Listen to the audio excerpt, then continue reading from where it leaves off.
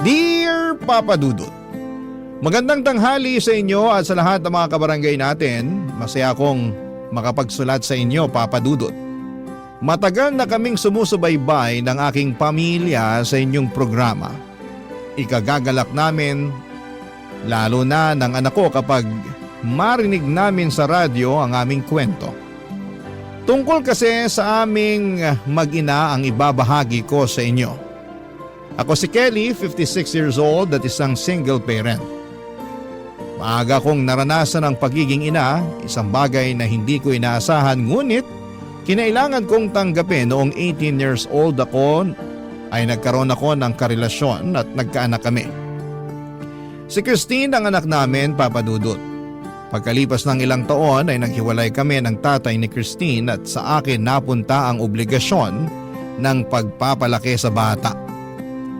Akala ko ay kakayanin kong buhayin ang anak ko ng mag-isa, Papa Dudut.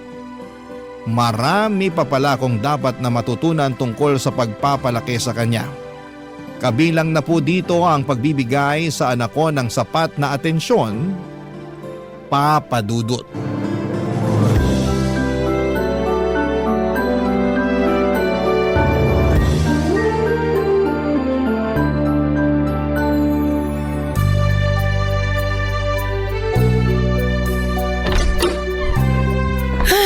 Nakauwi na sa wakas. Mama! Christine, nak. Miss ko po kayo. Payakap nga si Mama. Kamusta po ang araw niyo, Mama? Ay, nag-overtime na naman kami kanina. Ang dami kong ginawa ngayon. Nung pauwi naman ako, ang tagal ng biyahe, sobrang traffic sa labas. Ikaw, nandito ka lang sa bahay, no? Opo. Behave ka ba ngayong araw? Opo. Nagawa mo na yung mga assignment mo para sa school. Nagawa ko na po. Ma, kailan mo ulit ako sasamahang gumawa ng mga assignment ko? Miss ko na rin po kasi yung sabay po tayong nag-aaral eh. Di ko alam, Christine eh. Di ko na yata magagawang samahan ka pa sa mga gagawin mo. Lumalaki ka naman na. 7 years old ka na. Kakayanin mo nang gawin yung mga assignment mo ng mag-isa. Sandali lang nga, ilalapag ko muna tong hawak ko. Ano po yung dala nyo? Bumili ako ng ulam natin. Di ko kaya magluto ng hapunan natin ngayong gabi. Pagod talaga ako galing sa trabaho. Ihain ko muna to sa isang mangkok. Ay! Ang kalat naman sa lamesa. Tingnan niyo po yung lamesa, Ma, oh. May dinrawing po ako. Ito po, oh. Tingnan niyo yung drawing ko, Ma. Ano ba naman to mga pangkulay mo? Iniwan mo na lang na nakakalat sa lamesa. Sa susunod iligpit mo naman pagkatapos mong gamitin. Sige po, ililigpit ko na po. Alam mo namang wala ako sa bahay palagi eh. Hindi ko magagawang ayusin ang kalat mo. Yung school bag mo naayos mo na ba? Opo. Ibalik mo na sa bag yung mga pangkulay mo para may magamit ka bukas sa klase, ha? Sige po, Ma. Ikaw na munang umasikaso sa sarili mo. Hindi na tayo tulad ng dati na nasasamahan kita palagi. Alam mong kailangan pumasok sa trabaho si Mama. Kailangan natin ng panggasto sa bahay. Opo. O siya, sige, ihahain ko na yung pagkain. Nakababad na ba sa sabon yung uniform na sinuot mo kanina? Hala, nakalimutan ko po. Nakalimutan mo na naman. Simpleng ibababad mo lang yung damit mo, hindi mo pa nagawa. Sorry po, Mama. Ilang beses kong sasabihin sa'yo. Lalabang ko pa yung mga damit mo. Ibabad mo sa sabon para pagka-uwi ko, diretso ko nang malalaban. Sorry po talaga. Please, tulungan mo rin si Mama, ha? Nahihirapan si Mama pero kinakaya ko. Opo. Ay, sige na. Kumain ka na. Nihanda ko na yung pagkain mo. Sabay na po tayong kumain, Ma. Magpapahinga muna ako. Kukusutin ko pa kasi yung mga damit mo para may maisuot ka bukas. Mauna ka nang kumain. Ma, tingnan niyo po muna yung dinrawing ko. Magbibihis muna ako, papasok na ako sa kwarto, ha? Sige na po, Ma. Silipin niyo po kahit sandali lang. Tingnan niyo po. Ayan po. Dinrawing ko po tayong dalawa na magkasama po, tsaka nakasmile po tayo. Masayang-masaya po tayo, Ma. Tingnan niyo. Tignan ko mamaya. Kumain ka na. Pagkatapos mong kumain, ibabad mo sa tubig yung mga pinagkainan mo. Kailangan mo nang matutunang kumilos sa bahay para maasikaso mo yung sarili mo. Ipapaalala ko lang sa'yo na hindi tayo palaging magkasama. Papa Dudut, nakita kong hindi ko kayang ipagsabay ang pag-aaruga ng bata at ang pagtatrabaho. Tinutukan ko na lamang ang aking trabaho at kumuha ng yaya para kay Christine. Sa pagiging abala ko sa trabaho ay nabawasan ng husto ang oras na inilalaan ko para kay Christine. 25 taong gulang pa lamang ako noon, Papa Dudut. Akala ko noon na malaki na ako sa edad na ito, na kaya ko nang maging isang magulang. Mahirap pala lalo na kapag isa kang single parent. Ako ang tumayo bilang nanay at tatay ng aking anak. Kinailangan ko rin kasi na maghanap buhay upang matustusan si Christine. Pakiramdam ko nooy hindi pa ako handang magkaanak o magkaroon ng obligasyon. Maraming beses na pumasok sa isipan ko kung gaano kalaking ginhawa sana kapag wala akong anak.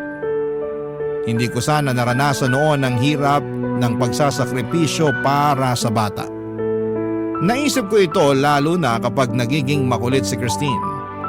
Ngunit sa kabila ng mga hindi magagandang naisip ko ay pinanindigan ko pa rin ang aking anak.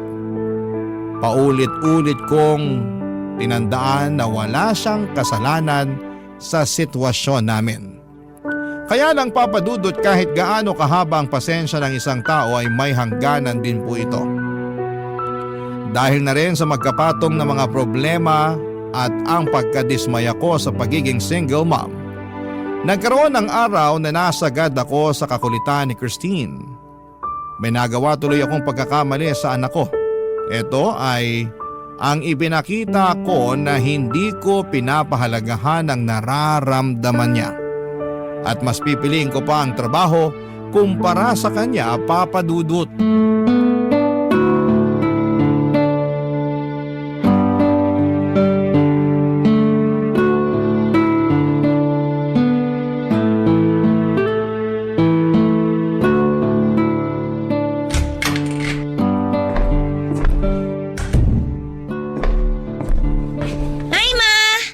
Gising na po pala kayo. Ngayon pa lang po kayo aalis? Oo, anak. Nasobrahan kasi ako sa tulog. Nauna ka na ngang gumising sa akin eh. Ipinagluto ka na rin pala ng pagkain ni Yaya. Opo. Mama, kumain na rin po kayo. Sabay na po tayo. Hindi pwede, baka malate ako. Kailangan ko nang pumasok sa trabaho. Sige na po. Marami po yung ulam. Sayang naman po kung di kayo kakain. Inyo na yung ulam. Doon ako kakain sa trabaho. Magbabanyo na muna ako bago umalis. Ay, teka po, Mama. Sandali lang. Ma! Ma! Ma! May papakita lang po ako sa inyo, Ma! Buksan niyo yung pinto. May papakita lang po ako. Ang kulit mo naman! Umurong tuloy yung ihi ko. Ano ba kasi yun? Tingnan niyo yung ginawa ko, Ma, oh. Bago po kayo umalis, tingnan niyo po muna to. Ito po, oh. Tingnan niyo, inayos ko po yung toy box ko. Lahat po ng toys ko, nilagay ko po dito sa loob. Ginawa ko po yung bilin niyo sa akin. Maganda po ba? Paulit-ulit kang kumatok sa banyo para lang dyan? Sorry po, Mama. Mamaya ako natitignan yung ginawa mo. Alam mo na nga nagmamadali ako. Teka, saan na nga ba yung bag ko?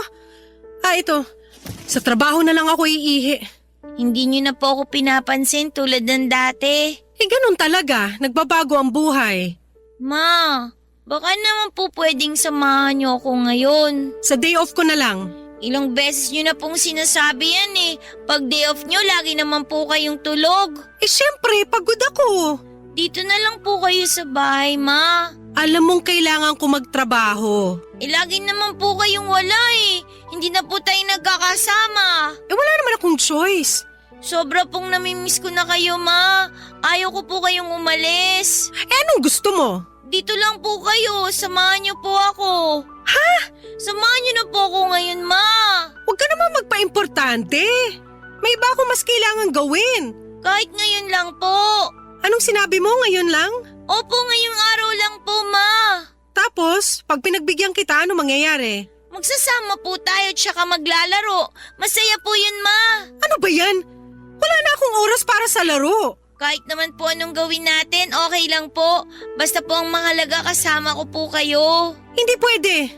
Ma, please naman po kahit ngayon lang. Ano ba yung sinasabi mo na ngayong araw lang? Kung pagbibigyan kita ngayon sa gusto mo, tingin mo sapat na yon? Sigurado naman ako na sa susunod na araw gugustuhin mong samahan ulit kita. Hindi ma, ngayon lang po talaga. Sigurado kung hihiling ka ng isang araw pa. Pagkatapos sa susunod ulit noon, hanggang hindi na tayo matapos at puro laro na lang aatupagin natin. Promise po ma, ngayong araw lang po, maniwala kayo. Sasamahan ka ni Yaya habang wala ako. May kalaro ka na. Magkaiba naman po kayo eh. Ikaw po yung gusto kong makasama. Ay, hindi ka talaga magpapatinag. Aalis na nga ako para matapos na to. Please naman po ma. Kapit ka ng kapit sa braso ko. Dito ka lang po. Bitawan mo nga ako. Ma, huwag kang umalis. Bahala ka dyan. Mag-iiyak ka kung gusto mo.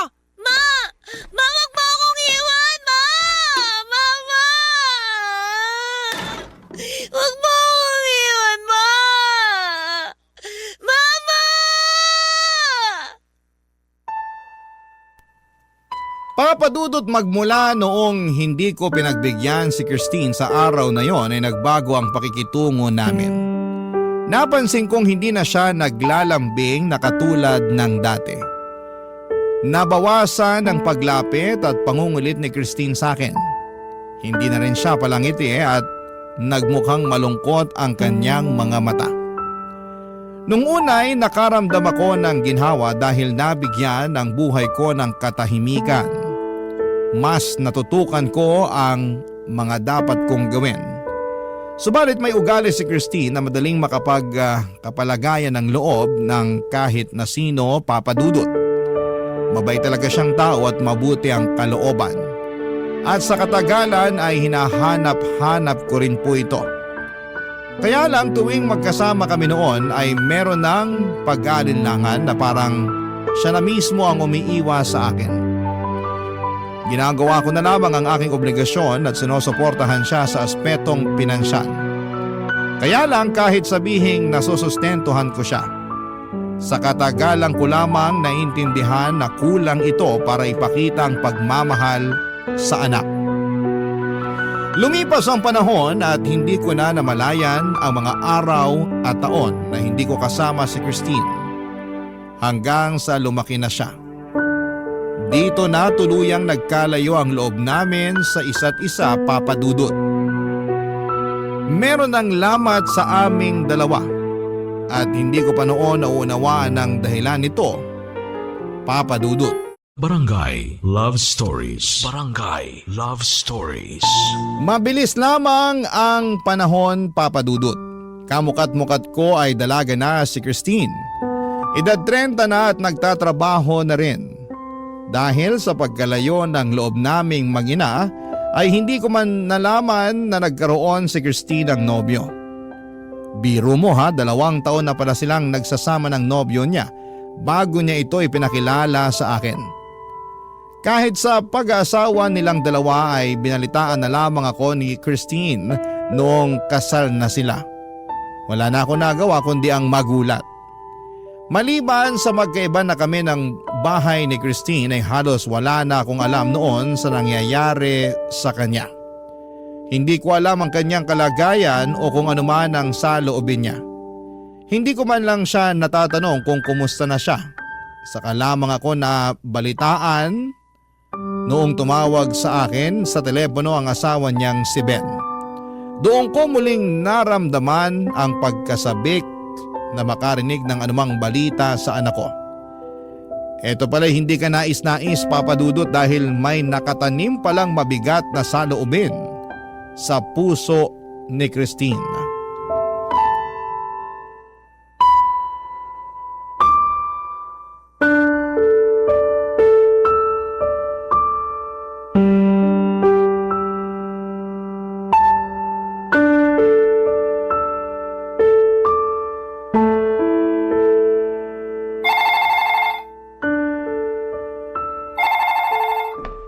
Sino kaya itong tumatawag? Hello? Hello?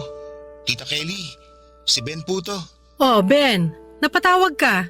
Kumusta kayo ni Christine? Yun nga po. Kaya po ako tumawag sa inyo. Tungkol po sa anak nyo. Paano ko ba ito sasabihin? Ayos lang ba si Christine? Maayos naman po ang kalagayan niya. Wala naman po siyang sakit o anuman. Pero Pero ano? ano kasi, ilang araw na pong ganito si Christine. Yun bang wala sa hulog? Anong ibig mong sabihin? Di ko rin po kasi talaga alam kung ano nangyayari sa kanya. Sa tagal namin magkakilala ni Christine, ngayon lang siya nagkaganito talaga. Alam niyo naman po siguro na matagal nang bugnutin si Christine. Oo, alam ko. Minsan magugulat ako. Bigla na lang siya mawawala ng gana ng walang dahilan. Hindi ko naman siya inaaway. Alam ko na yung senyalis kapag bad mood siya. Nagmumukha siyang may malalim na iniisip at tatahimik siya. Saka siya mag-walkout at magkukulong sa kwarto. Kapag nagkakaganon siya, hinahayaan ko na lang muna siya. Palilipasin lang naman ang oras at mamaya makakausap ko na uli siya. Kaso po ngayon, Pero kumusta nga si Christine ngayon? ilang araw na kasi siyang ganon. Ayaw niya nang bumangon. Pang ilang araw na ba? Kung tama ang kwenta ko, 1 linggo na siya nakapulupot sa higaan. Ang ginagawa ko, pinapatawa ko siya at pinapakain ko. Kaso, hindi na tumatalab sa kanya. Kahit anong pagpapalakas ng loob ko sa kanya, ganun pa rin po siya. Ba't naman lumala yung pagiging moody niya? Ewan ko nga eh. Akala ko panandalian lang yung lungkot niya. Matagal na siya nagpapakita ng ganitong pag-uugali. Naiintindihan ko moody siya dahil sa lungkot na dinadala niya. Pero ang sa akin lang kung ano man ang pinagdadaanan niya sa buhay, subukan man lang niyang patawarin. May problema ba si Christine? Hindi ako sigurado. Tahimik naman ang buhay namin mag-asawa. Mabait ako kay Christine at mahal ko siya. Pero siguro, Anong siguro? lagi niyang naaalala yung nakaraan niya. Madalas niya itong ino-open sa akin. Di raw siya masaya nung bata pa siya. Ang lungkot daw talaga niya. Pakiramdam daw niya na walang nakakaintindi sa kanya. Pero, paano magkakaganon? Nung maliit pa si Christine, hindi naman siya nakaranas ng paghihirap. Sinigurado kong may sapat kami sa lahat ng pangangailangan. Masunurin din siyang bata. Hindi talaga siya pasaway, kaya hindi naman siya napasok sa anumang gulo. Wala rin naman siyang naikwento sa akin na pwede kong pagdudahan. Hula ko lang to ha. Siguro kailangan po kayo makausap ni Christine. Na makausap ako? Bakit naman sa tingin mo? Baka lang po may kinalaman sa inyo sa pagsasama niyo mag-ina. Mukhang malalim po kasi ang ugat nitong nararamdaman ni Christine. Lagi niya po sinasabi sa akin na pakiramdam niya malayo sa kanya yung nanay niya. Pakiramdam niya wala raw tumuturing sa kanya bilang pamilya. Ha? Kaya nga po ako tumawag sa inyo kasi gusto ko sanang dalawin niyo si Christine. Baka po makatulong sa kalagayan niya. Baka kasi may kailangan lang po kayong pag-usapan. Magkaliwanagan lang kayo. Pero, bakit? May nagawa ba ako? Iyan pala ang nararamdaman niya tungkol sa akin? Subukan na lang po natin. Puntahan niyo po siya at unawain niyo po. Sana pagbigyan niyo po ang hiling ko sa inyo. Kasi ayoko po siyang sumuko sa buhay. Papa Dudut, nag-alala ako sa pag-uusap namin ni Ben. Nalaman ko sa kanya na may pinagdadaanan si Christine. Seryoso na rin ang kalagayan ng anak ko upang sadyain akong kausapin ni Ben at humingi sa akin ng tulong. Nagtataka pa ako noon kung anong magiging suliranin ng anak ko. Gayong mukha namang maayos ang sitwasyon niya. Kahit matagal nang hindi nagkukwento sa akin si Christine ay hindi ko makita noon ang anumang problema sa kanyang buhay. Maganda ang buhay nilang mag-asawa, Papa Dudut. Mabuting tao rin si Ben at maasikaso. Hindi ko alam kung ano pang magiging dahilan upang panghinaan ng loob si Christine. Hinangad kong masasagot ang aking mga katanungan sa pagdalaw ko sa bahay nila ni Ben, Papa Dudut.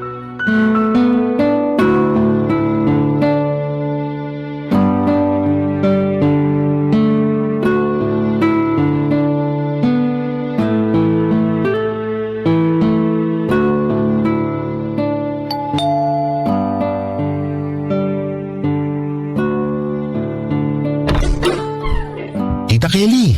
Ben, masaya ako makita ka ulit. Ngayon lang uli ako nakadalaw sa inyo. Natutuwa ako na malinis pa rin kayo sa bahay, ha? Naku, sa labas lang po ng bahay yan. Dito pa lang po ako nakakalinis sa labas. Kaya lang, sa loob ng bahay, pagpasensya niyo na po at makalat. Hindi pa po kasi kami nakakapagligpit. Ako lang po kasi ang kumikilos ngayon sa bahay. Pasok na po tayo. Hala, magulo na pala sa loob ng bahay nyo. Hindi ko akalain kapag nasa labas ka. Ikaw rin ba nagluluto ngayon? Opo. Sinisikap kong lutuin lahat ng mga paboritong ulam ni Christine. Pakonti-konti lang po siya kumain. Pero buti napapakain ko po siya kahit papano. Oh, nasa na nga ba siya? Nasa kwarto po. Hatid ko po kayo sa kanya. Dito po tayo, tita. Christine, andito mama mo. Dinalaw ka niya. Ha? Si Mama? Papasukin ko na siya ha. Christine, Ma, Waiwan ko po muna kayong dalawa. bakit nandito ka? gusto ko lang kumustahin ka. Ilang araw ka na raw hindi lumalabas ng kwarto nyo. Sinabi yan sa'yo ni Ben? Oo, nag-aalala siya sa'yo. Okay ka lang ba? Ewan ko ba? Kailan mo pa to nararamdaman? Ano, ganito lang talaga ako minsan. Tinatamad lang ako. Wala ka lang sa mood? Oo. Eh 1 linggo ka na raw hindi bumabangon. Ang tagal mo nang wala sa mood. Ewan ko ba? Eh kumusta ka ngayon? Ayos naman ako. Kumain ka na ba? Baka nagugutom ka na. May gusto ka bang kainin? Bibilhin ko na. Okay na ako, Ma. Kung ano yung gusto mo sabihin mo lang. Wala naman akong gusto. Huwag kang mahiya, mahilig ka sa ice cream, 'di ba? Gusto mo ba? Hindi na. Ayokong kumain. Ayoko rin ng kung ano. Hindi ko alam kung ano yung gusto ko o kung may gugustuhin pa ba ako. Ikaw bahala. Eh ano bang pakiramdam mo ngayon? Yung totoo? Wala. Wala akong nararamdaman. Manhid na ba ako kapag ganon? Hindi ka manhid. May nararamdaman ka kaya ka nawawala ng gana. Ang tanong, ano yung nararamdaman mo? Hindi ko alam eh. Hindi ko talaga alam. Tingnan mo nga, hindi mo na naaalagaan yung sarili mo. Kasi may bumabagabag sa'yo, may problema ka. Pero wala naman akong dapat problema, di ba? Dapat masaya ako eh. May nagmamahal sa akin. Nandyan si Ben. Mapayapa kaming nagsasama. Nandyan ka rin, Ma. Tsaka mukhang masaya ka naman, kaya okay na sa akin yun. Pero ikaw ba? Gusto ko rin maging masaya ka. Eh, kaso hindi ko na alam kung paano eh. Parang nakalimutan ko na kung paano sumaya. Tsaka, huwag mo na akong problemahin, Ma. Alam ko namang busy ka eh. Marami kang ginagawang importante. Kahit gaano ako kabisi, walang mas iimportante kesa sa'yo. Hindi. Sinasabi mo lang yan. Nakakaabala ako sa'yo, yun ang totoo. Ayoko mahirapan ka ng dahil sa akin. Kung ano-anong iniisip mo, hindi ka nakakaabala sa akin. Talaga ba? Bata pa lang ako eh. Tinuruan mo na ako maging independent para kayanin ko habang wala ka. Oh, tingnan mo ako ngayon. Kaya ko naman yung sarili ko. Sinikap ko na tumayo sa sarili kong mga paa para hindi na kita abalahin pa. O eto na, natuto na akong kumilos ng hindi ka kailangan hanggang sa hindi na kita hinahanap. Nasanay na ako nag-iisa, Ma. Di ba ito naman yung gusto mo? Oo, pero sa ikabubuti mo naman yan. Para sa akin ba talaga? O baka naman para sa sarili mo? Akala ko pag hindi na ako maging abala sa iyo matutuwa ka na magugustuhan mo ulit akong makasama. Pero ang nangyari mas lumayo ka pa eh. Kala ko mas mapapalapit tayo. Yun pala mas lumawak yung distansya sa ating dalawa. Nakita ko naman kasing kaya mo na mag-isa, kaya Hinayaan mo na ako, ganon. Tuwing tinatanong ako ni Ben kung kumusta yung kabataan ko, yung sinasagot ko lang malungkot ako. Pag kinukumusta niya tayong dalawa, mas lalong hindi ko alam ang isasagot sa kanya. Christine, Alam mo Ma, habang lumalaki ako, dami kong gustong i-share sa'yo ng mga bagay. Hinintay kong bigyan mo ako ng panahon. Pero sa kasasabi nyo ng mamaya na, nabaon ko na lang sa limot yung mga ikukwento ko dapat sa inyo. alam mo namang lagi akong pagod sa trabaho noon. Alam ko naman yun, May. Babad kayo sa trabaho dahil kailangan natin yun. Ang kaso ginamit mo rin palusot yun para iwasan yung kakulitan ko Pero makulit ka talaga nun. Siyempre, dati bata pa ako nun Natural naman sa bata yung maging makulit, di ba? Alam mong hindi na kita maaasikaso pa. Yun na nga Kaya kesa mapagod kayo lalo sa akin, pinaalagaan nyo na lang ako sa ibang tao. Hindi nyo nga lang masabi sa akin na ayaw nyo talaga akong makasama. Tingin ko nga, natuwa pa kayo nung nagsimula akong umiwas sa inyo Hindi ko alam na ganito yung nararamdaman mo. Wala naman kasi kayong pakialam sa akin. Kaya wala akong masagot kay Ben tungkol sa ating dalawa. Dahil wala naman tayong pinagsamahan Masyado nang lumayo yung loob natin sa isa't isa. Hindi ko sinasadya na mangyari to sa ating dalawa. Meron akong tanong na matagal nang gumugulo sa isipan ko. Ayoko na nga maalala yun pero bumabalik na naman sa akin. Ang alin? Ginusto niyo ba ako bilang anak niyo? Ha? Ginusto niyo ba ako sa buhay ninyo? Bakit mo naman natanong yan? Ramdam ko naman yun Na ang tingin niyo kasi maaga kayo nagkaanak. 18 years old pa lang kayo nung dumating ako sa buhay niyo. Nangyari nang nabuntis kayo kaya nung nandyan na ako, tiniis niyo na lang. Napilitan lang kayo. Natanggapin ako. Pero iba naman talaga yung gusto niyo para sa sarili niyo noon, 'di ba, Ma? Kung may pagkakataon na mabago niyo yung nakaraan niyo, pipiliin yung wala ako sa buhay niyo. Kasi hindi sana mahirap yung buhay niyo kung wala ako. Nagawa niyo pa sana yung mga gusto niyo. Natupad sana yung mga pinapangarap niyo. Marami kayong pangarap pero hindi ako kasama doon. Sorry, anak. Hindi ko kakayanin kung totoo nga yung hinala kung hindi ako mahalaga sa inyo. Ginawa ko lahat para mapasaya kayo. Pero kahit ano palang gawin ko, kulang pa rin. Kasi ako mismo yung problema nyo Sorry, Ma. Sorry talaga kung nahirapan kayo dahil naging anak nyo ko. Kung pwede kong piliin na hindi dumating sa buhay nyo, gagawin ko yon para sa inyo. Mas pipiliin ko yung mawala kaysa mahirapan kayo. Kasi mahal ko kayo sa kabila ng lahat ng ginawa ninyo.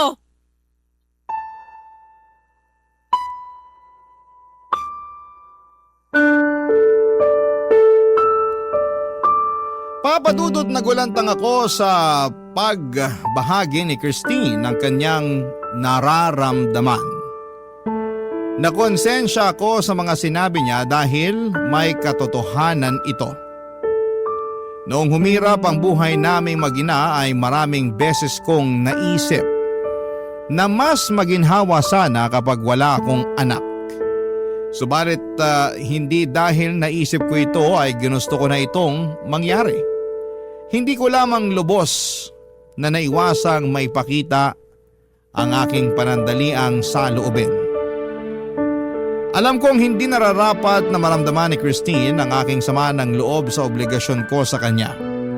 Nagkaroon ng depresyon si Christine nang dahil dito, Papadudot. Paulit-ulit kong tinatanong sa aking sarili kung kailan nagsimula ang depresyon ni Christine. Ang alaalang nangibabaw sa isipan ko ay yung maliit pa siya at nagpasama sa akin ng isang araw ngunit malamig ko siyang tinanggihan. Isang araw lamang ang hiniling niya pero hindi ko pa ito ibinigay sa kanya. Tinalikuran ko siya habang siya ay nagmamakaawang huwag siyang iwanan. Tumatak sa musmus niyang isipan na hindi siya mahalaga para sa akin. Papadudot nang naintindihan ko ang kinalabasan ng ginawa ko ay lubos akong nagsisi. Kung pinahalagahan ko lamang ang paghangad ng anak ko na pagtuunan ko siya, lumaki sana si Christine na buo ang kanyang puso. Hindi sana siya nagkaroon ng malaking buwang sa damdamin niya. Matindi ang naging emosyonal na pananakit nito kay Christine. At pinaaabot ko pa ito ng ilang dekada. Ang malala pa dito ay nangyari na ang lahat at alam kong hindi ko na kailanman mababago pa ang nakaraan, Papadudot. Barangay Love Stories. Barangay Love Stories. Papadudot, sumigaw ang aking konsensya na malaking pagkakamali ang nagawa ko kay Christine. Hindi ko man tanggap noong una ang naging kalagayan namin ay mahal ko pa rin ang anak ko, Papadudot. Hindi ko sinadya o ginusto na masaktan siya. Ayaw ko nang maramdaman niyang hindi siya mahalaga para sa akin. Ngunit hindi ko alam ang gagawin gayong nangyari na ang lahat. Noong araw na nag-usap kami ay walang tigil ang pagbuhos ng aking luha. Kahit hanggang sa pag-uwi ko sa aking bahay, pinagnilayan ko ang mga sinabi ni Christine. Kung mas gugustuhin ko nga ba na hindi na lamang sana siya dumating sa akin, Papa Dudut. Alam ko ngayon na hindi ko pipiliin yung wala si Christine sa buhay ko. Pipiliin ko pa rin na magkasama kami kahit gaano ito kahirap. Pipiliin kong hindi ko kailanman na ipakita na naging pabigat siya sa buhay ko. Higit sa lahat ay hindi ko man nagawa noon ay pipiliin ko nang pasayahin siya. Upang pakalmahin ang aking emosyon ay huminga na lamang ako ng malalim. Mataimtim kong binalikan sa aking isipan ang nakaraan. Inilarawan ko dito ang mga ninanais kong mangyari kung maibabalik ang panahon. Nagsimulang maglaro sa isipan ko ang mga nagawa ko sana at ang mga karugtong pang naranasan sana namin. Lumalim ang pagmuni ko hanggang sa ito'y naging madetalyadong katang-isip. Nadagdagan at nadagdagan pa ito ng eksena sa loob ng aking imahinasyon. Kahit nasa isipan ko lamang sila ay paunti-unti nitong binawasan ang bigat sa loob ko. Pumikit ako at tumuloy sa aking imahinasyon ng nakaraan kung saan ay magkasama kami ni Christine noong siya'y maliit pa. Papa Dudut, binalikan ko ito ang araw na nagpupumilit si Christine na samahan ko siya.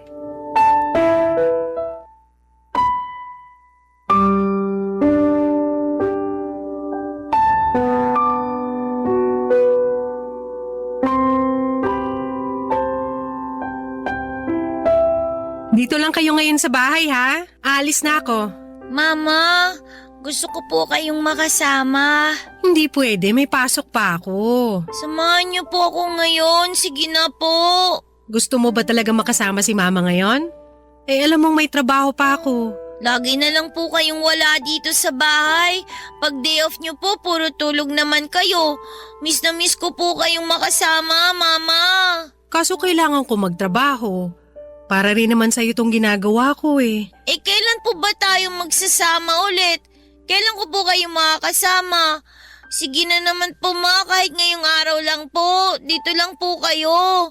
Promise ngayon lang po. Alam mo namang hindi kita matitiis, kaya pagbibigyan kita sa hinihiling mo. Talaga po? Sasamahan niyo po ako? Pero ngayong araw lang ha, ngayon lang kita mapagbibigyan. Sige po ma, ngayon lang po, promise po. Siyempre, para sa'yo gagawin ko ang lahat. Wow, makakasama ko po kayo. Anong gusto mong gawin ngayong araw anak? Kahit ano po ma, basta po kasama ko po kayo. Paano yan eh, ganyan din yung gusto ko. Pwede nating gawin ng kahit ano basta magkasama tayo. Sa'yo tong isang araw at matutupad mo yung lahat na magpapasaya sa'yo. Ano nga po kaya? Ang dami po natin pwedeng gawin, Mama. Piliin mo yung pinakagusto mo. Pwede po ba tayong lumabas? Oo naman, saan mo gustong pumunta? Gusto ko po maglaro sa perya. Sa perya? Opo, punta po tayo. Mag-enjoy po tayo doon, Ma. Tapos, anong gagawin natin doon? Ano po, gusto ko pong subukan yung mga palaro doon. Meron doon po yung hinahagis yung bola tapos magsushoot po doon sa mga butas. Gusto mo yon? Opo, isushoot po lahat ng mga bola doon. Iba-iba po yung kulay ng mga butas para po sa iba't ibang premyo.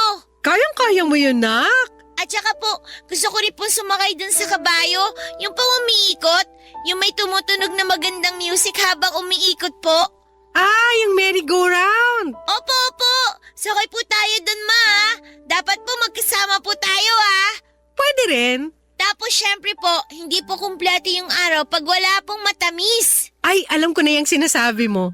Sige nga po, ano po yung sinasabi ko? Eh di yung paborito mong pagkain, ice cream.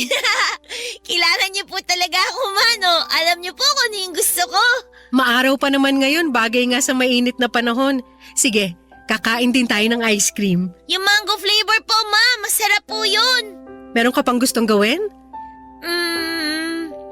Hindi magpapahinga na. Oo nga naman. Kailangan din natin magpahinga. Sige na, ma.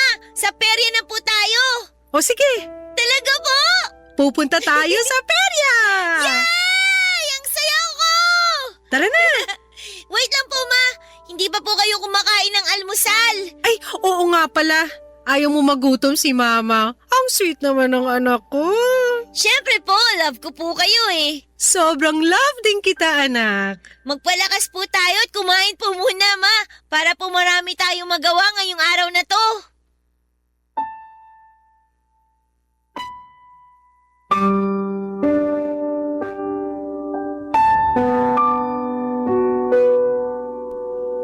Papadudot sa imagination ko ay ginawa namin ang lahat ng gusto ni Christine. Pinuno ko ito ng makukulay na detalye. Nagsimula ito sa bahay, nagalmusal kami at masaya daw siya dahil muli niya akong nakasama sa hapagkainan. Ibinakita niya sa akin ang iniligpit niyang lalagyan ng mga laruan at sinabi ko na sobrang proud ako sa kanya. Binigyan ko ng day off ang yaya ni Christine at tumuloy kaming mag-ina pagpunta sa perya. Noong nasa perya na kami ay sinubukan namin ang mga palaro doon. Tinupad namin yung mga bidalak na gawin ni Christine. Marami pa kaming naranasan sa imagination ko. Naramdaman ko ang lahat ng ito mula sa simoy ng hangin hanggang sa himig ng merry-go-round, pati ang lamig ng sorbetes na tinikman namin. Nakita kong puno ng ligaya ang anak ko. Pagsapit ng gabi ay bumalik kami sa bahay upang magpahinga. Sinamahan ko siya sa higaan upang siya ay patulugin na. Nagpasalamat siya sa akin dahil sobrang saya daw ng naging araw niya. Nagyakapan kami, bagay na sa imahinasyon ko lamang muling nagawa sa kanya. Nagsabi ako sa kanya ng I love you at bumigkas ng salitang yakap ulap. Ibig kong sabihin dito ay yakap na kasing lambot ng ulap. Kusa lamang na lumabas itong salita sa bibig ko. Hinele ko si Christine hanggang sa tuluyan siyang nakatulog. Nang nakontento na ako sa aking pag-i-imagine ay paunti-unti kong minulat ang aking mga mata at bumalik ang diwa ko sa kasalukuyan. Tinapos ko na ang paglarawan sa aking isipan at nakapaloob sa aking imahinasyon ang ginusto kong maranasan ni Christine at ito ay ang lubos kong pagmamahal.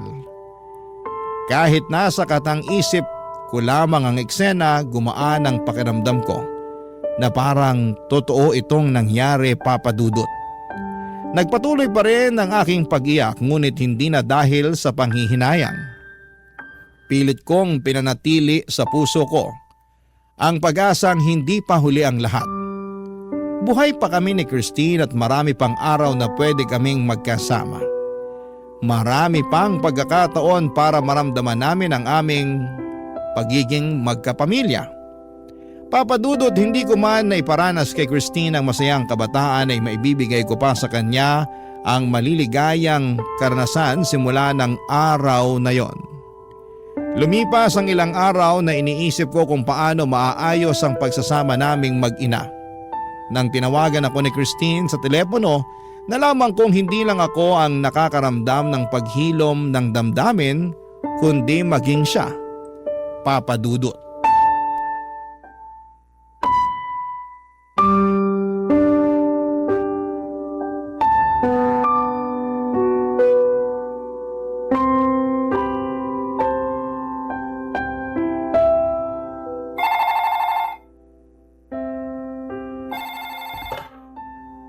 Hello? Mama? Christine, kumusta ka na? Okay naman ho ako. Pakiramdam ko medyo umayos na ako. Ay, mabuti kung ganon. Ano nangyari sa'yo nito mga nakaraang araw? Ayun, puro tulog lang yung ginawa ko. Pagkagising, puro naman iyak. Halos naubos ko na nga yung tissue sa bahay sa kasising ako eh. Alam niyo ma, ang himbing ng tulog ko nung nakaraan, may napanaginipan ako maganda nung gabing yon. Kaya lang, hindi ko naman makwento sa inyo kasi hindi ko na rin matandaan eh. Pero sure ako na napanaginipan ko yun nung araw na dumalaw kayo. Talaga? Pagkagising ko nung kinabukasan, medyo gumaan yung pakiramdam ko. Pinagluto ako ni Ben noon tsaka sabay kami nag-almusal. Tapos sinabi pa niya na natutuwa daw siya kasi ginaganahan na raw ulit akong kumain. Nag-aalala nga raw kasi siya kasi baka pumayat ako lalo eh. Kontento na raw siya sa kaseksihan ko. Huwag ko na raw itodo pa. Buti nakakakain ka na. Akalain mo yun, ma? Tulog lang palang kailangan ko para gumaan yung pakiramdam ko. Buti nakakapagbiro ka na rin. Siguro natatanggap ko na lang ang lahat, ma. Ginusto ko na maging close tayo nung bata pa ako.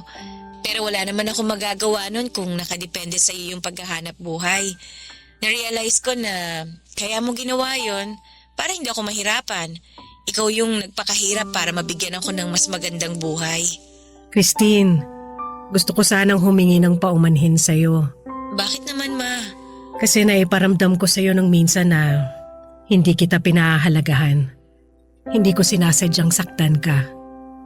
Patawarin mo ko kung minsan nagdadalawang isip ako sa presensya mo sa buhay ko. Mahalaga ka sa akin. Kung uulitin ko man ang nakaraan, pipiliin ko pa rin harapin yung anumang hirap basta't para sa ikabubuti mo. Ma, okay na yon. Napapressure ka rin kasi dati eh. Kahit malamig kang makitungo minsan, alam ko namang mahal mo talaga ako.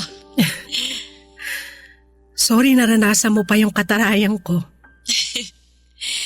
Sorry ma, naranasan mo rin yung pagiging moody ko. Naisip ko na kinailangan ko maintindihan yung side mo. Wala ka rin namang choice nun, kundi isang tabi muna ako eh. Dahil hindi mo naman ako masusubaybayan, pinaalagaan mo ako sa ibang tao para siguraduhin hindi ako mapapabayaan. Alam ko nang para sa akin din talaga yun, ma, yung ginawa mo mga desisyon na yun.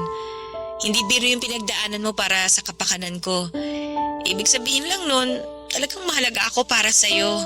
Sobra pa sa sobra, nak. Hindi mo naging perfect yung nakaraan natin, ma. Ang mahalaga, ginawa mo yung best mo para sa akin. Kaya sobra po ako nagpapasalamat sa iyo, ma. Salamat, nak, sa pag-iintindi mo sa sitwasyon natin. Nag-decide na rin pala po ako Na ano? na aalagaan ko na po yung sarili ko. Aba, dapat talagang alagaan mo yung sarili mo. Sige na po.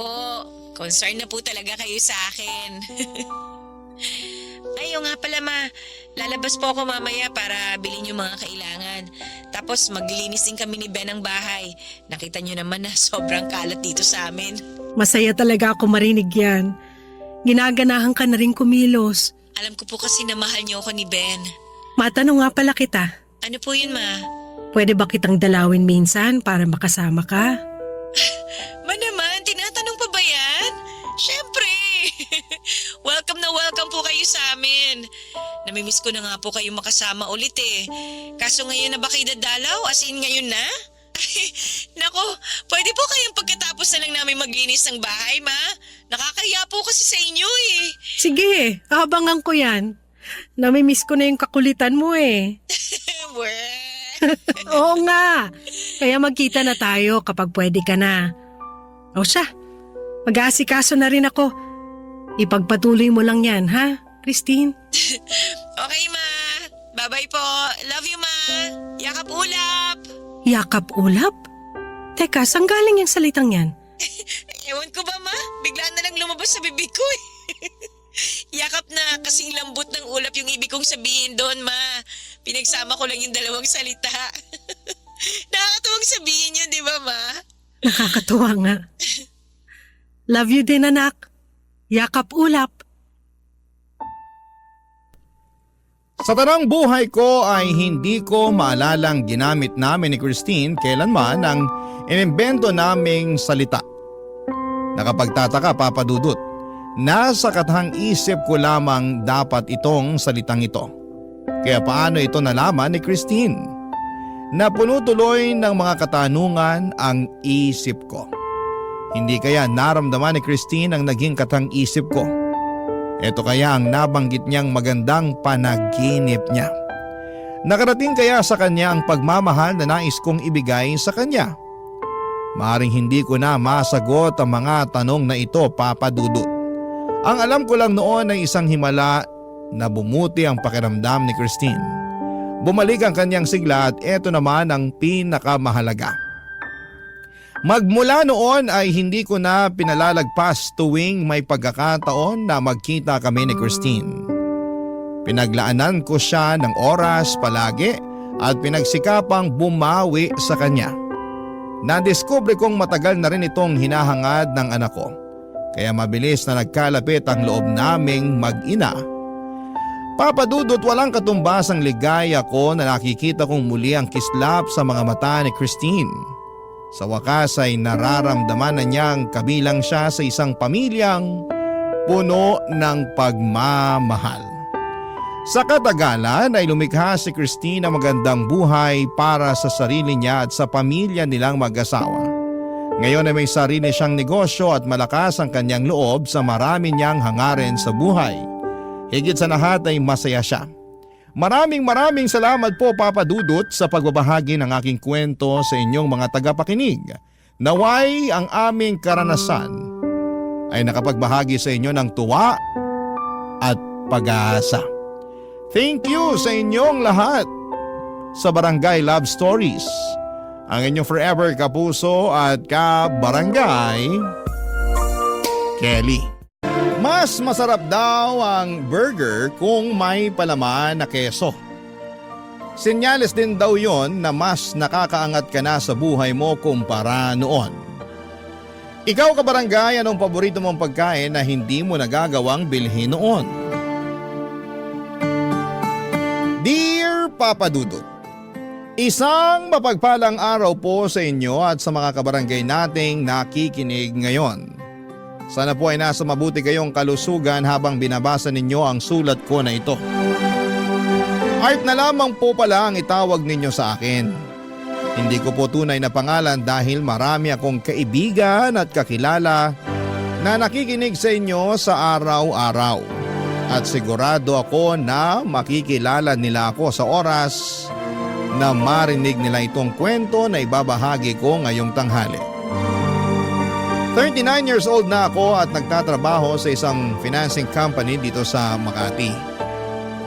Ang sabi nila ay maswerte ka raw kapag nagkaroon ka ng isang tao sa buhay mo na hindi mo man kadugo pero parang parte na rin ng pamilya mo. Yung taong laging nandyan para sa'yo. Yung tao na hindi ka iiwanan, lalo na sa oras na nahihirapan ka sa lahat ng bagay. Lalo na sa sarili mo. Yung tao na masasabi mong nakatadhanang makilala mo at maging parte ng buhay mo. At masasabi ko na nakilala ko siya noon. Si Divine ang best friend o BFF ko, Papa Dudut.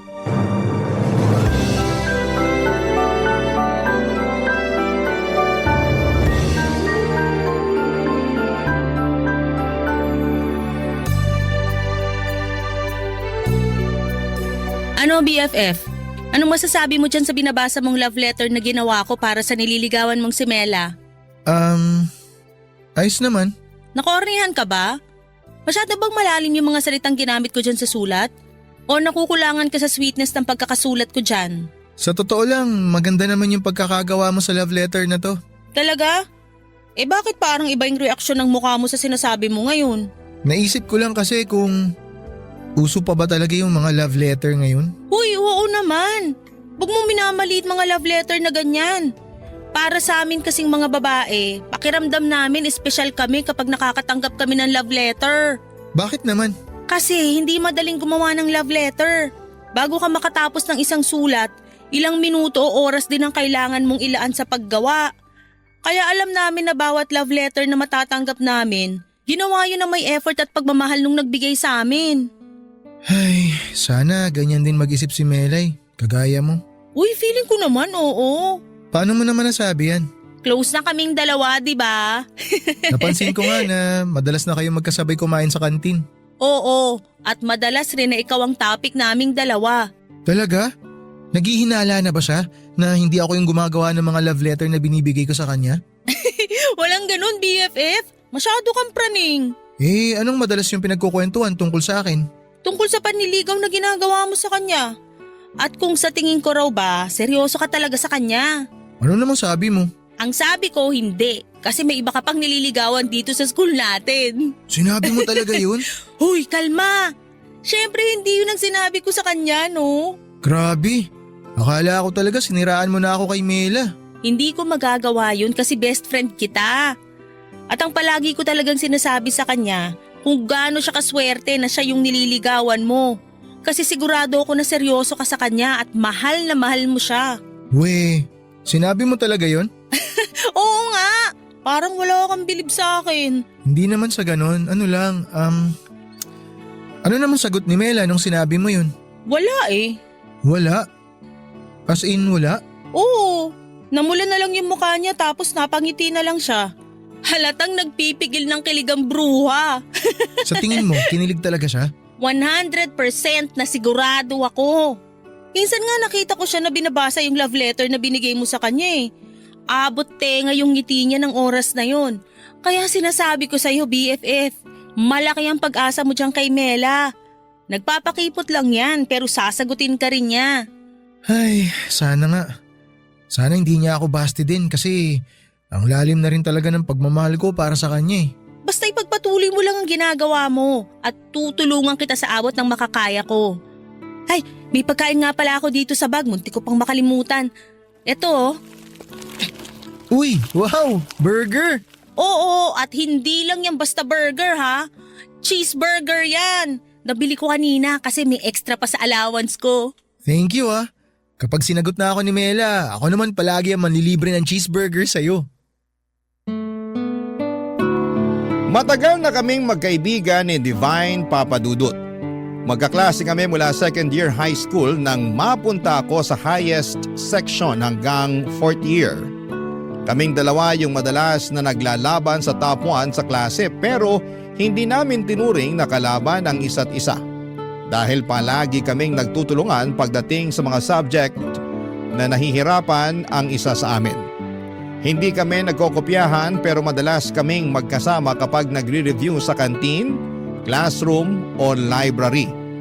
Magka-share din kami sa mga baon namin kasi pareho kaming galing sa simpleng pamilya na madalas na nagtitipid ng mga gastusin sa bahay. Mas naging close kami noong nasa huling taon namin sa high school. Kung saan ay halos dikit talaga palagi ang mga grades namin. Hanggang sa makuha ni Divine ang pagiging valedictorian at ako naman ang naging salutatorian. Natuwa ako para sa kanya kasi alam ko na deserve niya yon dahil pinaghirapan niya lahat ng mga review na ginawa namin. Mabuti na lamang at nang mag-college kami, sa parehong university kami nag-aral. Kaya naman nagpatuloy ang friendship naming dalawa. Dahil mahusay siyang magsulat, siyang gumagawa ng love letter para sa nililigawan ko noon na si Mela.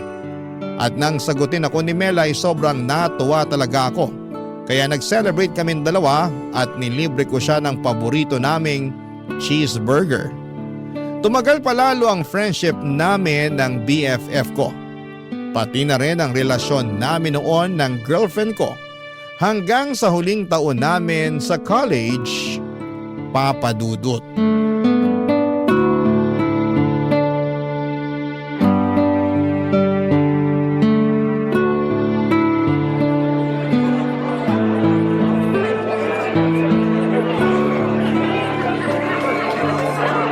Mela, congrats ha! Congrats din sa'yo, Art. Sa wakas, mga college graduate na rin tayo. Oo nga eh. May gagawin ka ba mamaya? Iimbitahan sana kitang pumunta sa bahay kasi may celebration kami dun. May celebration din kami sa bahay namin eh. Ay, oo nga pala. Nawala sa isip ko na halos lahat naman pala tayo may kanya-kanyang celebration. Pasensya ka na. Ayos lang. Itutuloy mo pa rin ba na mag-apply dun sa kumpanya na napagkwentuhan natin dati? Anong kumpanya yon? Yung advertising company sa Taguig? Hindi na ako tutuloy doon. Bakit naman? Nagbago na kasi yung mga plano ko. May nakita ka bang mas magandang kumpanya na balak mong applyan? Wala naman. Ay teka, ano palang ibig mong sabihin dun sa sinabi mong nagbago yung mga plano mo? Pupunta na kasi ako ng Canada sa susunod na buwan. Doon na rin ako maghahanap ng trabaho. Tutuloy ka sa Canada? Oo, gusto ko na rin kasing makasama ulit yung mga kapatid at magulang ko na nandun. Pero magiging okay naman tayong dalawa, di ba? Sorry, Bakit ka nagsusorry? Para saan? ayoko sanang sirain yung moment na to pero alam ko na hindi ko rin dapat to na patagalin pa. Mela, ano bang ibig mong sabihin? Ayoko maging unfair sa'yo kaya tinatapos ko na yung relasyon nating dalawa ngayon. Teka, hindi kita maintindihan. Bakit? Bakit kailangan mong tapusin kung ano yung meron tayong dalawa? Dahil dun din naman tayo pupunta, di ba? Sa oras na mag-LDR tayo, mauuwi lang din tayo sa hiwalayan. Kaya habang maaga pa, mas mabuting maghiwalay na tayo kaysa masayang ang oras natin. Pero hindi ba natin pwedeng subukan? Subukan muna natin. Ayoko na nga masayang pa ang oras natin. Mela, walang masasayang dahil mahal natin ang isa't isa. Hindi tayo kagaya ng iba na bibitiw kagad dahil hindi naman sapat yung pagmamahal na nararamdaman nila. Iba tayo sa kanila, di ba? Naniniwala ako na kakayanin natin magpatuloy. Kaya natin ipagpatuloy itong relasyon natin kahit magkalayo tayong dalawa. Art, sorry talaga pero alam ko kasi sa sarili ko na hindi ko kakayaning tumagal sa isang LDR. Maniwala ka, hindi rin naman madali sa akin to pero alam ko na ito yung kailangan nating gawin. Hindi man lang ba talaga natin susubukan? I'm sorry. Buo na talaga ang desisyon ko. Ay, kailangan ko na ring umuwi. Congratulations ulit sa'yo ah. And I'm sorry. Alis na ako. Uy, BFF! Congrats sa atin! Sa wakas nakalaya na rin tayo sa pagiging estudyante. Uy, BFF! Okay ka lang ba? Oo, ayos lang ako. Para kasing ang tahimik mo. Ano nga palang pinag-usapan niyo ni Mela bago siya umalis? Kanina ko pa gustong lumapit sa inyo pero parang ang seryoso niyo masyado. Uy, BFF! Umiiyak ka ba? Hindi ako umiiyak. Hindi raw. Pero namumula na yung mga mata mo. Ano ba nangyari? Ay, nakipaghiwalay na kasi sa akin si Mela eh. Ano? Bakit daw? Matutuloy na raw kasi yung pagpunta niya ng Canada. Nandun kasi yung pamilya niya eh, di ba? O tapos? Pwede naman kayong magtawagan o video call habang magkalayo kayong dalawa. Marami ng paraan para hindi niyo mamiss ang isa't isa kahit nasa Canada pa siya. Ayaw ni Mela ng LDR. Iniisip niya na maghihiwalay din naman kami.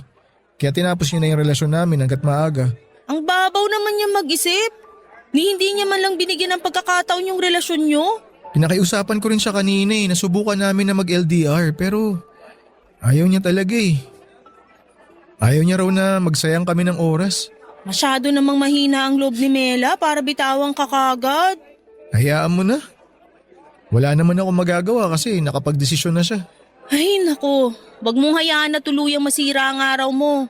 Marami pang ibang babae dyan at tutulungan pa kitang maghanap ng kapalit ni Mela. Ikaw talaga. Kung ano-ano na naman yung sinasabi mo. Pero alam mo, tama ka. Hindi ko dapat hayaan na masyadong maapektuhan yung sarili ko. Tara na lang sa bahay namin. Kumain tayo dun. Nagluto si mama ng mga paborito kong pagkain. Hinihintay ko talaga sabihin mo yan eh. Tara na, BFF!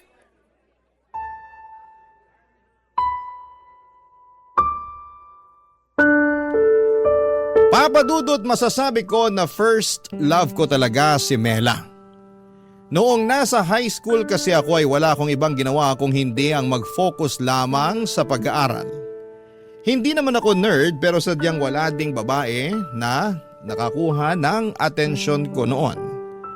Nang mag-college ako at makilala ko si Mela noong sport festival namin sa university ay doon ko unang naramdaman yung tinatawag na love at first sight. Simple lang si Mela pero malakas ang dating niya. Matangkad siya, Papa Dudut, morena ang kulay ng kanyang kutis at mahaba ang buhok niya. Dahil first time kong manligaw noon ay nagpatulong talaga ako sa BFF ko, si Divine. Siya ang palaging tagagawa ko ng love letter at naging tulay din para maging close kami ni Mela. Magkaklase kasi sila sa isang minor subject at nakipaglapit din talaga sa kanya si Divine para mailakad ako. Nang maging kami ni Mela at inamin ko sa kanya na si Divine talaga ang gumagawa ng mga love letter na ibinibigay ko, hindi siya naggalit sa akin, Papa Dudut. Wala nga rin kami halos pinag-awayan noon at palaging masayang ala-ala lamang ang meron kami. Ayun nga lang, yung inaasahan kong pang forever ay nakatadhana palang matapos kaagad noon, Papa Dudut. Barangay Love Stories. Barangay Love Stories. Papa Dudut, aaminin ko na hindi naging madali para sa akin ang umusad noon kahit lalaki ako. Emotional at sentimental kasi akong tao. Dahil unang karanasan ko sa relasyon ay nag-invest talaga ako ng malalim na pagmamahal. Kahit na sabihing medyo mga bata pa kami noon ay sigurado na ako kaagad na si Mela ang gusto kong makasama sa panghabang buhay. Kasama na siya sa mga plano ko para sa future pero ang hindi ko alam ay hindi na pala ako kasama sa mga plano niya noon. Mabuti na lamang din at palagi nandyan ang best friend kong si Divine para sa akin. Ginawa niyang lahat para kahit papaano ay mabawasan ang bigat na nararamdaman ko dahil sa paghihiwalay namin ni Mela. Pinupuntahan niya ako sa bahay, dinadalhan ng pagkain at sinasama sa kung saan saang lugar kagaya ng parke, food court, sa mall at paborito naming kainan ng mura pero may masarap na cheeseburger. Para maaliw lang ako at makalimutan kong saglit si Mela. Pagkatapos ng isang buwan, nag-apply na kami ni Divine sa iba't ibang kumpanya. Kaagad kaming natanggap pero sa magkaibang kumpanya. Ganon pa man ay hindi naputol ang komunikasyon at pagkakaibigan namin. Hanggang sa hindi ko napansin na 5 taon na rin pala ang lumipas. Mula nang makapagtapos kami sa kolehiyo, Papa Dudut.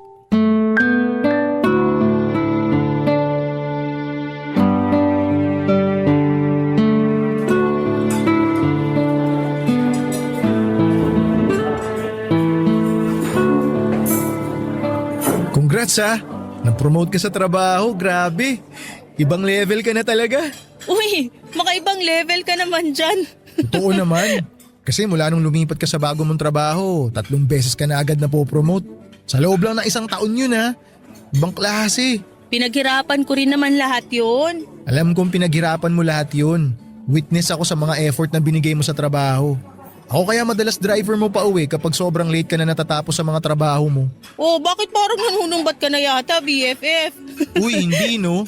Tuwang-tuwa nga ako kahit na 2 oras ako naghihintay sa parking. Kasi 2 oras ka naka-overtime.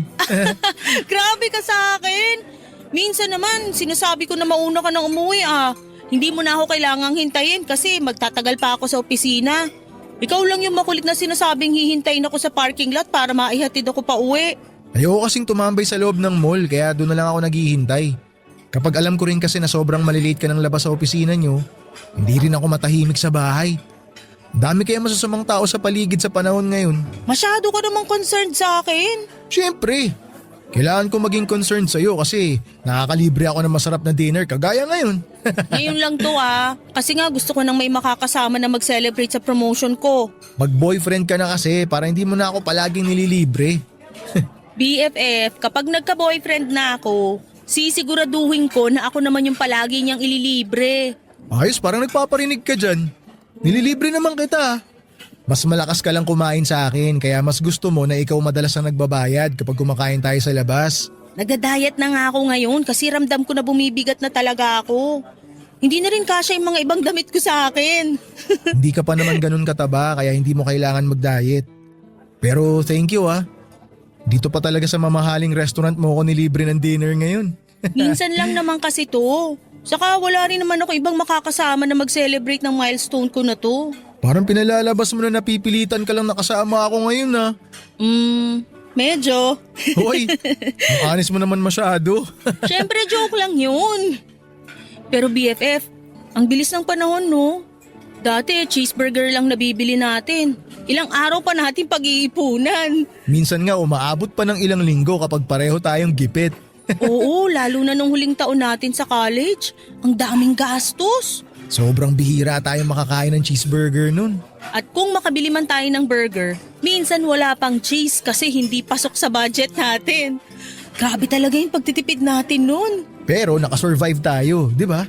Kung dati cheeseburger lang ang madalas mong nililibre sa akin. Ngayon, dito na sa restaurant na mamahalin. Nakakatuwa nga BFF. Kasi parehong maayos na yung buhay natin ngayon. At pareho din nating nakita kung paano umangat ang isa't isa. Thank you kasi palagi kang nandyan para sa akin BFF. Palagi mong pinaparamdam sa akin na hindi ako mag-isa sa mundong to. BFF mo ko, kaya hindi ako mawawala sa tabi mo. Ganun din ako sa'yo. Kahit anong mangyari, hindi ako mawawala bilang BFF mo.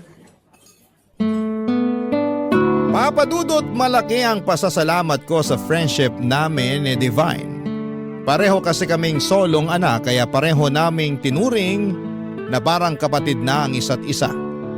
Hindi naman kasi lahat ng oras ay palagi kaming masaya ni Divine. May mga oras noon na talagang sinusubok ng panahon ang katatagan namin.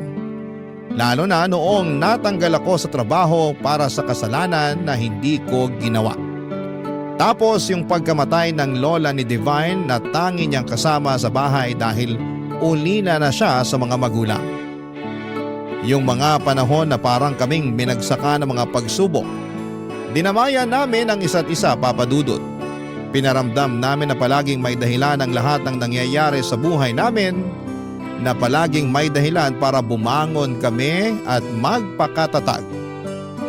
At kung magkasama man kami sa mga downtime namin, hindi pwedeng hindi kami magkasama sa mga oras na umaangat na pareho ang buhay ng bawat isa. Saksi si Divine kung paano ko ginapang ang bagong trabaho ko. At saksi ako sa kung paano nagsumikap si Divine para sa sarili niya. Tahimik naman ang buhay ko noon at masasabi ko na kontento ako kung ano ang meron ako. Hanggang sa dumating ang araw na hindi ko inaasahan. Nasiraan ang kotse ko pero nagawa ko pang dalhin yon sa talyer. Nakakita ko ng isang coffee shop na pwedeng tambayan habang hinihintay na maayos ang kotse ko. At sa loob ng coffee shop na yon ay isang pamilyar na mukha ang nakita ko. Dahilan para hindi ko na mapigilan ang sarili ko. Nalapitan siya, Papa Dudut.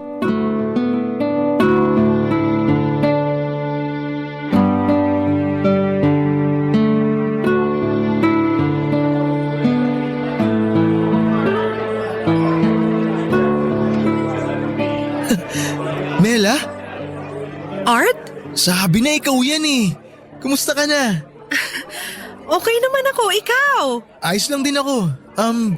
Okay lang ba kung maupo ko dito? O baka makaistorbo ako sa date mo? Wala akong date. Sige lang, maupo ka lang dyan.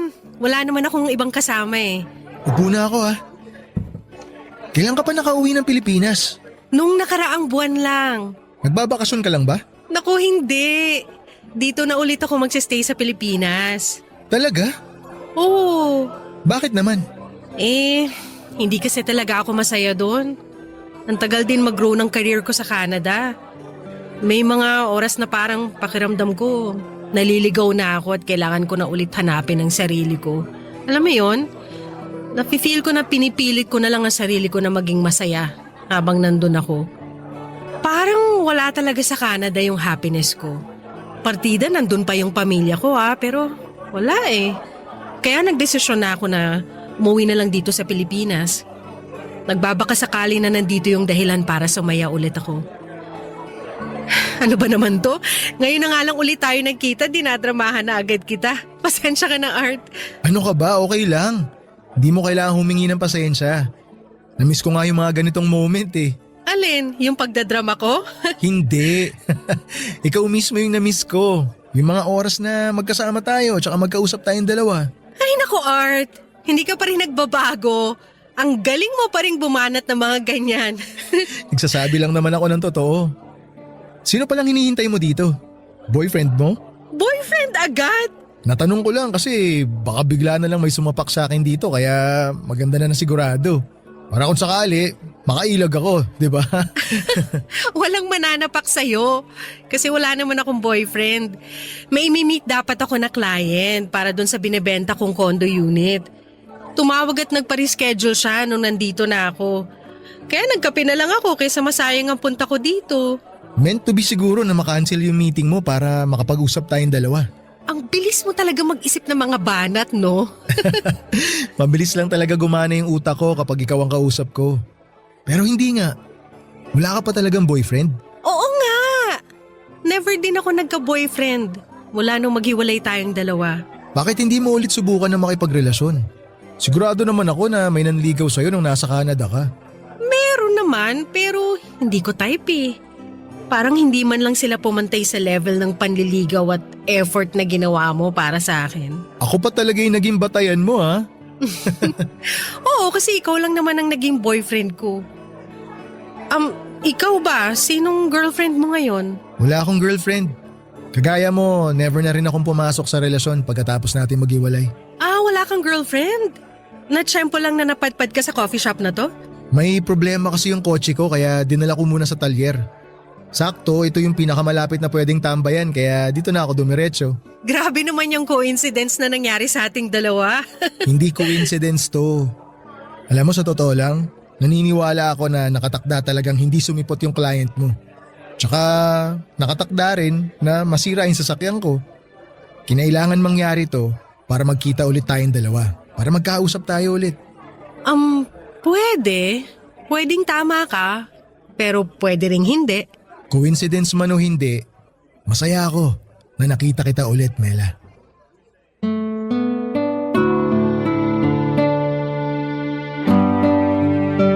Papadudot lahat talaga ng nangyayari sa buhay natin ay palaging may malalim na kahulugan at dahilan. Kagaya na lamang ng muli naming pagkikita ni Mela. Pagkatapos kasi ng paghihiwalay namin noon ay hindi na kami nagkaroon pa ng pagkakataon na muling magkausap. Hindi na rin kasi ako nagtangka pa na puntahan siya sa bahay nila bago siya umalis papunta sa Canada. Naisip ko kasi na ayoko rin naman siyang pilitin na piliin ako kesa sa buhay niya sa Canada.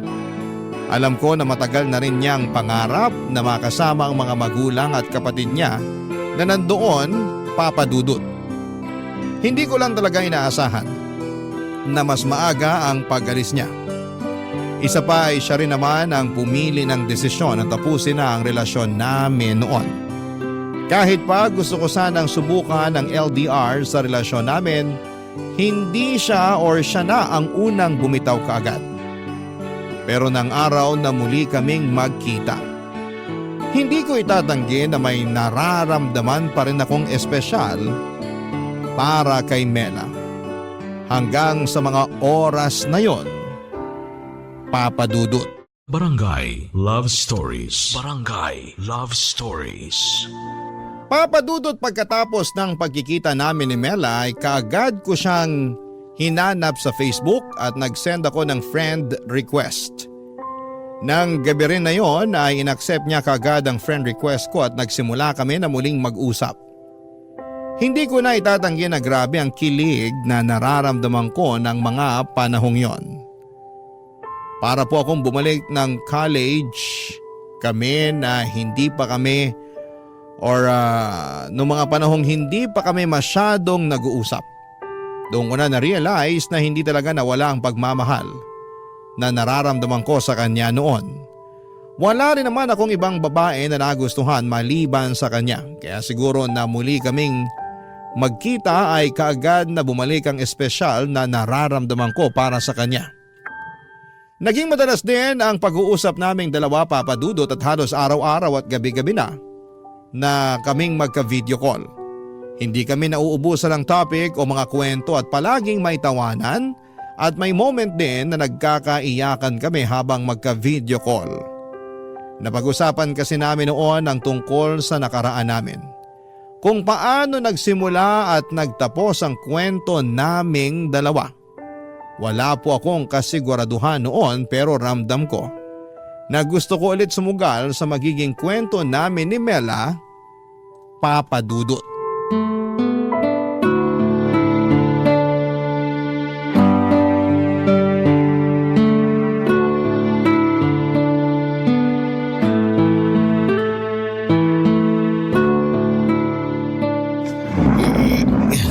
Konti pa. Ayan. Mukhang okay na tong pwesto ng lamesa ni Divine dito sa kusina. BFF, tapos ka na ba dyan? Halika dito sa sala kasi dumating na yung in-order ko merienda natin. Sige, punta na ako dyan. Sakto, nagugutom na rin ako. Uy, ang dami mong pagkain na in-order. Madami ba? Oh, ayan, may burger, spaghetti, soft drinks, fries, tapos may ice cream pa. Early dinner na yata to, hindi merienda. Naku, iba pa yung dinner natin mamaya, syempre. Kasi marami pa tayong gagawin. Marami pa nga mga naiwang gamit sa labas eh. May lamesa pa dun, aparador, mga upuan at kung ano-ano pang mga malalaking gamit. At yung iba doon, iaakit mo pa sa second floor kaya maupo ka na dito sa sofa para makapagmerienda na tayo. Kakailanganin mong kumain dahil marami ka pang bubuhatin ng mga gamit. Ay, eto na nga, uupo na para makakain na rin ako nitong merienda. Siyempre, unahin ko muna tong favorite nating cheeseburger. Uy, BFF, thank you talaga kasi tinulungan mo akong maglipat ng ibang gamit dito sa bagong bahay ko. Wala naman akong choice. Hindi kasi nipot nung mga kinausap mo na dapat magpapasok ng mga gamit dito sa loob ng bahay. Buti nga malaki yung garahe nitong nakuha kong bahay eh. Ayos lang na itambak muna dun yung mga gamit na binaba mula sa truck. Ilan yung nagbaba ng mga gamit mo mula sa truck kanina? 2 lang sila eh, yung driver at yung kasama niyang lalaki. Sabi ko nga baka pwedeng ipasok na rin nila sa loob ng bahay yung mga gamit. Pero ayaw nila kahit magdagdag pa ako ng bayad. Hanggang pagbaba lang daw ng mga gamit yung usapan namin. Saka may susunod na hakot pa raw sila kaya kailangan na kagad nilang umalis. Buti nga nung tinawagan kita kanina nakasagot ka kagad eh. Tiyempo nga kakauwi ko lang din nun sa bahay. Nagbasketball kami ng pinsan ko, dun sa court malapit lang sa amin. Dapat nga tatawagan ko na rin nun si Mela Nauna ka lang tumawag sa akin. Hello, sorry BFF. Natawagan mo rin naman siya, di ba? Oo, natawagan ko naman pero saglit lang din. Kasi sinabi ko na kailangan ko nga pumunta dito sa'yo. Alam niya natutulungan kita magpasok ng mga gamit mo dito sa bagong bahay mo. Mukhang nangangamoy second chance na talaga tayo, BFF ah. Sana nga. Pero ayoko rin munang madaliin. Alam mo na, baka pareho lang kami masaktan Tama yung ginagawa mo. Kung gusto mo talaga na bigyan ng second chance ang relasyon nyo, kailangan na makilala nyo uli ang isa't isa. Ilang taon din kayong hindi nagkita at nagkausap kaya marami nang nagbago sa inyong dalawa. Alam mo, napag-usapan namin yan nung minsan. Ang dami ko na rin kasing hindi alam tungkol sa kanya Ganon din siya sa akin. Kaya nga gusto ko rin muna na pag-isipang mabuti kung liligawan ko siya ulit. Pero mahal mo pa rin naman siya, di ba? Hindi naman nawala yung pagmamahal ko sa kanya. Alam mo yun. Kaya nga siguro hindi ako nagkaroon ng oras para sa ibang babae kasi hindi siya nawala sa puso ko. BFF, medyo corny yun ah. Naku, corny ba? Pasensya ka na. Joke lang. Pero tama ka naman sa lahat ng sinabi mo. At kung ano man yung maging desisyon mo, susuportahan kita. Basta huwag kang mawawala sa birthday celebration ko Baka sumakto pa kasi yun sa date nyo ni Mela tapos ako yung hindi mo siputin. Hindi ako pwedeng mawala sa birthday mo. Dapat lang kasi ikaw lang bisita ko kaya bawal ka talagang umabsent. Promise, present ako sa magiging birthday celebration mo. Huwag kang mag-alala, darating at darating ako. Papa Dudut, hindi naging madali ang desisyon ni Divine na paglipat sa bagong bahay na kinuha niya para sa sarili niya.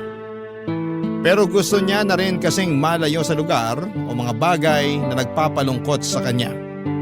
Kasama na doon ang bahay ng namatay niyang lola. At dahil mag-isa na nga lang siya sa buhay, ako na lang halos ang tinuring niya na pamilya niya. Kasama sa lahat ng masasaya at malulungkot na sandali ng buhay niya. kasama sa lahat ng mga espesyal na araw at oras para sa kanya. Masaya din si Divine nang malaman niyang muli kaming nagkakamabutihan ni Mela. Ang tagal niya raw na hinintay na muling magkita kung gaano kasaya ang mukha ko habang nagkukwento ako. Ang tagal niya raw hinintay na maging masaya ulit ako at boto pa rin daw siya kay Mela para sa akin kasi mabuting tao ito. Wala siyang kahit na anong nakikitang mali kung bigyan man namin ng pangalawang pagkakataon ng kwento naming dalawa. Doon ko naisip kung gaano talaga ako kaswerte na may isa akong BFF na kagaya ni Divine, Papa Dudut.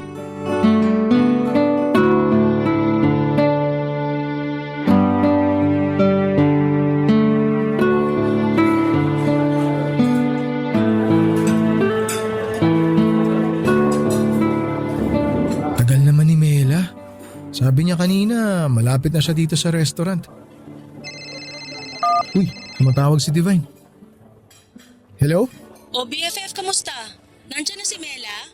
Wala pa nga eh. Akala ko kasama mo na siya kaya hindi na ako nag-expect na masasagot mo tawag ko. Ang tagal nga niya eh. Lalo tuloy akong kinakabahan. Bakit ka naman kinakabahan? Kasi 'di ba, ngayon ko na itatanong sa kanya kung okay lang ba naligawan ko siya. Bakit kasi kailangan mo pang itanong yan? Gawin mo na lang. Sigurado naman akong papayag din yang si Mela. Alam ko naman yun. Gusto ko lang din na marinig o maramdaman mula sa kanya kung meron ba akong pag-asa. Nako, kahit magpustahan pa tayo, sigurado ako na may pag-asa ka pa rin sa kanya, BFF. Kayo lang naman to masyadong pakipot eh. Alam niyo naman na gusto niyo pa rin ang isa't isa pero nagpapakiramdaman pa rin kayo. Kasi nga ayaw namin pareho na madali ng lahat sa aming dalawa. Oo, ilang beses ko nang narinig yan at sigurado ako na sa oras na magkabalikan na kayo, sa kasalan na ang diretsyo niyo ni Mela. Sana nga magdilang anghel ka. Isasama ko yan sa mga hihilingin ko mamaya para sa birthday ko. Uy, huwag kang mawawala ha. Dapat bago mag alas 12, nandito ka na sa bahay ko. Oo, hindi ako pwedeng mawala sa birthday sa lubong mo. Kung gusto mo, isama mo na rin si Mela mamaya. Ayos lang yun sa akin, BFF. Next time ko na lang isasama si Mela. Basta hintayin mo ako dyan. Pagkatapos namin mag-dinner, dyan na ako didiretso sa bahay mo. Asahan ko yan ha. Oo, promise. Oh, eto na si Mela. Papalapit na siya dito sa table ko. Tawagan kita ulit mamaya. Sige, good luck. Bye. Thank you. Bye. Art! Sorry ngayon lang ako. Walang kaso yun. Upo ka na. Thank you. Sobrang traffic kasi. Akala ko malapit na ako pero napalayo pa pala. Gapang din dun sa dinaan ng shortcut ng driver ng TNVS ko eh. Alam mo, napapansin ko minsan pag di sinusunod ng driver yung map, mas lalong napapalayo eh, no?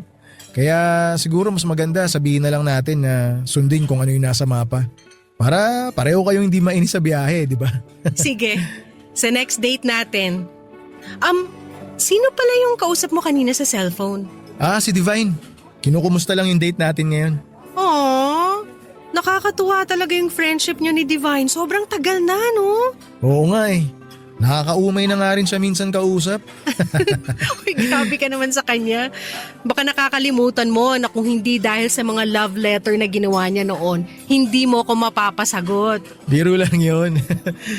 Pero alam mo, akala ko talaga magagalit ka sa akin nung nalaman mo na hindi talaga ako yung sumusulat ng mga love letter na binibigay ko sa'yo.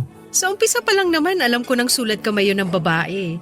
Tsaka at least, inamin mo sa akin kesa naman nalaman ko pa sa iba. Kaya ayos lang yun.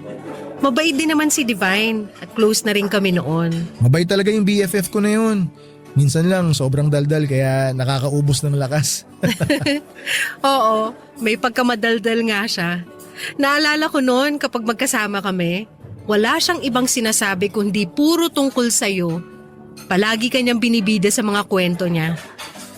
Ay, bigla ko tuloy na miss ang BFF mo. Minsan isasama ko siya kapag kumain tayo sa labas. Sige, gusto ko yan. Pero teka, ano nga pala yung gusto mong sabihin na binanggit mo sa chat kanina? Gusto mo umorder na muna tayo ng pagkain? Ang gusto ko, sabihin mo muna yung gusto mong sabihin. Bali Huwag kang kabahan.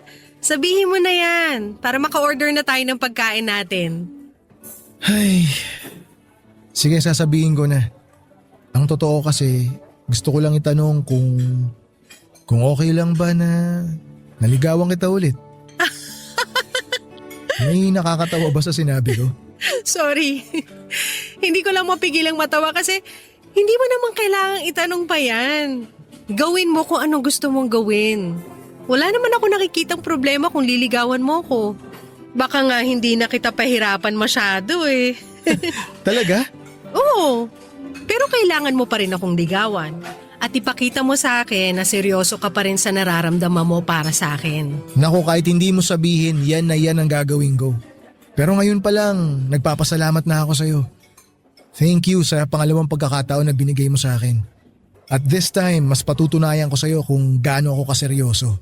Tsaka kung gaano kalalim yung nararamdaman ko para sa'yo. Papadudot yon ang unang official date namin ni Mela. Napakadami naming napag-usapan ng gabi na yon. Binalikan ulit namin ang mga naging kwento naming dalawa. Yung mga pinagdaanan namin bilang college student, bilang magkarelasyon at bilang mga tao na pinili ang magkaibang landas. Sa dinner na yon pa lamang ay medyo napaluha na kami habang magkausap. Parehong nagpipigil na sobrang mapaiyak. Pareho rin kasi na hindi naging madali ang pinagdaanan namin bago kami muling nagkita. Pagkatapos naming kumain sa restaurant ay pumunta pa kami sa isang coffee shop. At doon ay nagpatuloy ng kwentuhan naming dalawa. Mas malalim na pag-uusap hanggang sa hindi namin namalaya ng oras. 2:00 na ng madaling araw nang maihatid ko siya sa bahay nila. At nag-drive na kaagad ako papunta sa apartment ni Divine. Hindi na siya sumasagot sa tawag ko at inisip ko na baka nakatulog na rin siya. Excited akong pumunta at magkwento sa kanya noon. Excited ako na sabihin na muling madurugtungan ang kwento naming dalawa ni Mela. Pero nagulat ako nang makarating ako sa apartment niya at makita na maraming tao sa labas at may mga sasakyan din ng pulis. Wala si Divine sa loob ng bahay pero nanlambot ang mga tuhod ko at hindi ko na napigilang maiyak nang malaman ko ang nangyari sa kanya. May narinig daw ang mga kapitbahay na malakas na sigaw na humihingi ng tulong mula sa bahay ni Divine.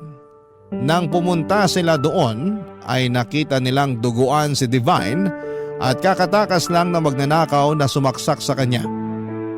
Nahuli kaagad ang magnanakaw pero hindi na nagawa pang iligtas ang buhay ng kaibigan ko. Bago pa man siya makarating sa ospital sakay ng isang ambulansya ay tuloy na siyang binawian ng buhay. Sobra talaga akong nagsisisi noon at iniisip ko na kung hindi ako na late sa usapan namin kung nasamahan ko siyang salubungin ng birthday niya, kung dumating lamang ako sa tamang oras ay buhay pa siguro siya hanggang sa ngayon. Mahigit 10 taon nang nakakalipas mula nang mangyari ang lahat ng ito. Mag-asawa na kami ni Mela at may 2 ng anak. Kapag naaalala ko ang nangyari kay Divine ay hindi ko mapigilan na sisihin ang sarili ko. Nasa isip ko pa rin na kung pinuntahan ko kaagad siya ng gabi na yon siguro ay walang nangyaring masama sa kanya. At sana sa ginawa kong pagsulat na ito ay mabawasan ang bigat na nararamdaman ko hanggang sa mga oras na ito. Maraming salamat po Papa Dudut kung sakali man na mapili at mabasa ninyo ang kwento ng buhay ko. Ang inyong forever kapuso at kabarangay, Art.